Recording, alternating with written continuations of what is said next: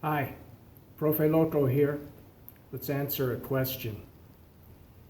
Should I or shouldn't I restrain one of my students or one of my children that's having a meltdown? It's a good question. It takes a lot of training to be able to restrain a child. You have to answer the question. Is the child hurting themselves or others? That's the basic one. You need some guidance with that. You'll need to have some training in this. Sometimes they call it nonviolent intervention training, and it works pretty good. But if they're not harming anybody and they're what we would call melting down, you need to give them some space and some time.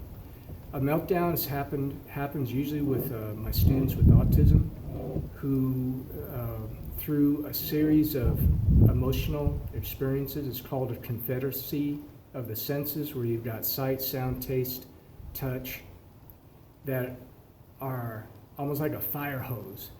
And it gets into such an adrenaline push where they can get violent, they can run, they can spit, bite, punch, things like that. And one time I went to my dentist and he said, "Do you box?" And I said, "No." And well, I do box, but not lately.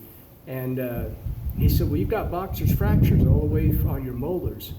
And that's one of the things that happens with special ed teachers is sometimes you can get punched. And in my case, I have all my bottom teeth removed from all those punches. The kids didn't mean it. It's just part of the disability.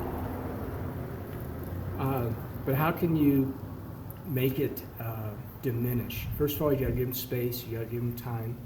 You have to be able to keep your distance and also train the staff that you're working with. Some things that happen, you just have to count on as part of the job. And if boxing is fun, I mean, hand-eye coordination. Whoa!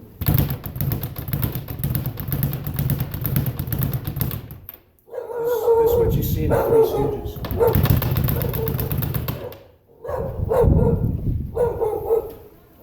Keep your distance, stay calm, let them melt down quietly. This is Profe Loco signing off.